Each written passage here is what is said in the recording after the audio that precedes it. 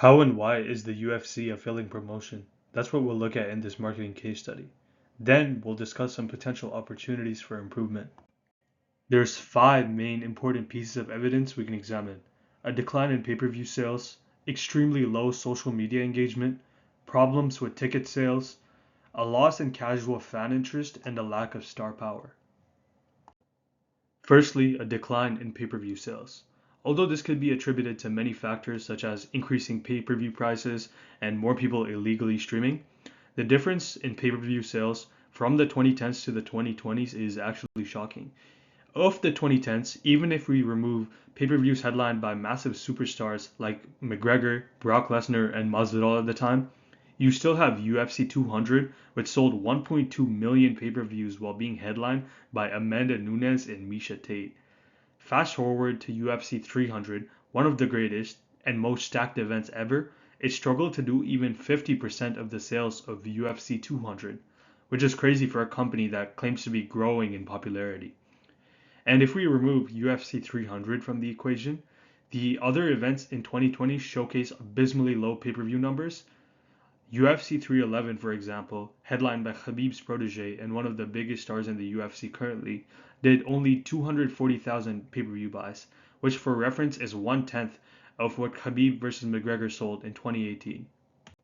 Now, onto the social media engagement. UFC has by no means a small YouTube channel. They have 22 million subscribers. Despite this, they received a measly 81,000 views for the promo for the White House event, likely the biggest event of this year. Not to mention, the promo was mostly AI generated slop, but we'll touch on that later. They have a podcast called Becoming a Fighter, and with the episode with Marab, the bantamweight goat, it did 11,000 views, which is crazy low for a channel this big. And when we look at UFC Journey, which is a literal documentary about one of their current main events, where they likely flew out a whole camera crew to the fighters' houses and gyms and edited it to present an honestly well-made piece of promotional material, it literally gets only 7,000 views. That's genuinely abysmal. Anyone could get 7,000 views if they're consistent on YouTube for a month. So, a multi-billion dollar entertainment company with its own marketing team to do this bad is unbelievable. For reference, if the NBA channel with a similar amount of subscribers as UFC just posts highlights from a random playoffs game, they easily get a million views in a day. And when we look at ticket sales, it doesn't get much better. The most recent UFC pay-per-view, UFC 327, had over 6,000 tickets unsold. That's like 30% of the tickets. And the most recent Mexico card also remained unsold. Similarly, UFC Perth had to undergo a ticket price reduction, which happens to almost every UFC event now if you pay attention closely, and it still didn't sell out. And it makes sense if you think about it, because not only are most fight cards filled with regional level talent from Dana White's Contender Series, they're also priced extremely high. For reference, the cheapest ticket to UFC 328 is $600. When fans have to choose between paying $600 to sit in horrible nosebleed seats or paying rent, the choice is clear. Although star power isn't easy to quantify, I think that most people would agree that the UFC had far more recognizable faces in the 2010s compared to now. People like Conor McGregor, Khabib, Rhonda Rousey, GSP, and Brock Lesnar truly transcended the sport of MMA. But if you look at stars now, you can't say the same. No MMA fighter now is bigger than the UFC brand itself, which I think is part of the UFC strategy.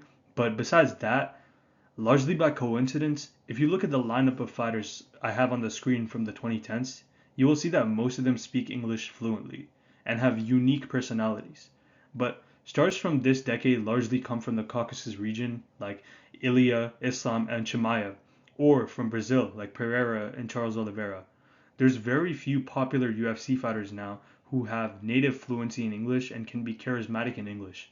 Yes, MMA is a global sport, but the American fan base is very important from a business sense. This is because American fans have more spending power. They can pay more money for the pay-per-views and tickets.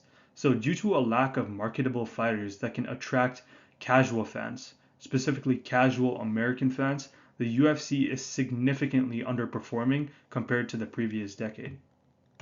But why is the UFC failing?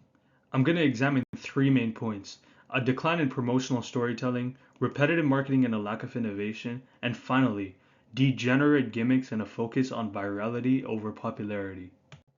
First, let's look at the decline in promotional storytelling.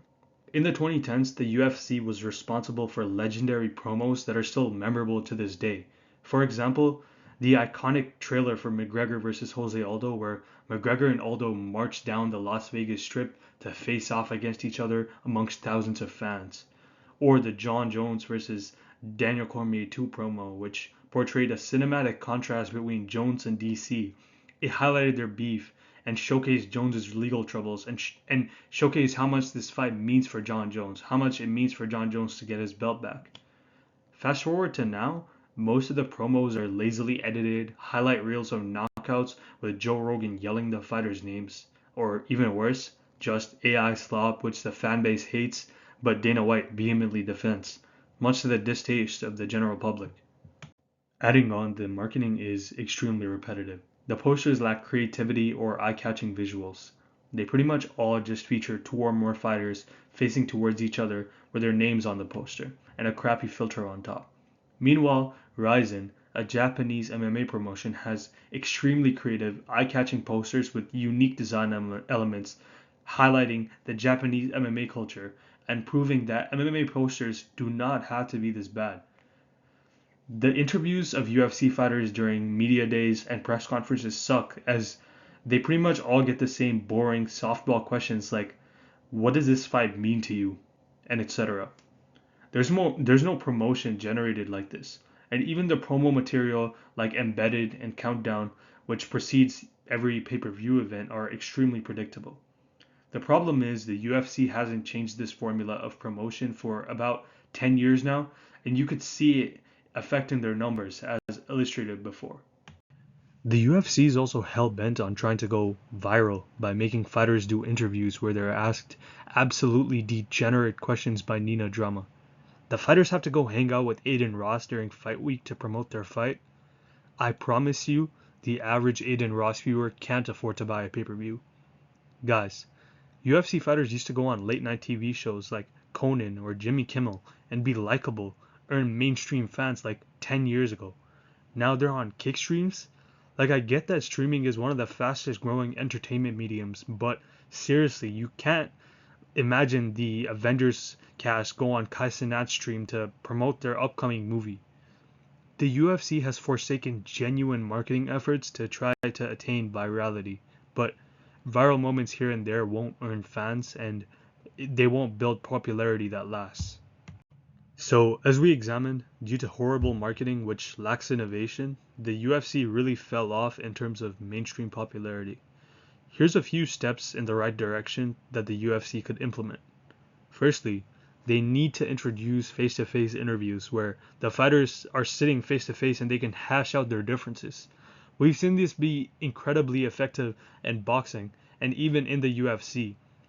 There's nothing that builds the fight better than knowing the fighters hate each other. That's why even to this day, quotes from the McGregor vs. Khabib press conference or the McGregor vs. Diaz interviews are known by MMA fans and are generally viral and funny. Also, the UFC should make the fighters do mainstream media appearances and press conferences around the world, like when McGregor and Aldo did press conferences in Rio de Janeiro and Dublin, Ireland. That's real promotion, not making fighters hang out with Adin Ross or Neon. And lastly, to retain fans, the UFC should collab with passionate content creators who are popular like BedtimeMMA or MightyMouse. So, to conclude, the UFC is a promotion which is stagnating at best or failing at worst. This is a result of their cringe, unimaginative, and regressive marketing techniques. More effort into promoting rivalries, acquiring casual fans, and collaborating with popular MMA creators can help the company, in my opinion.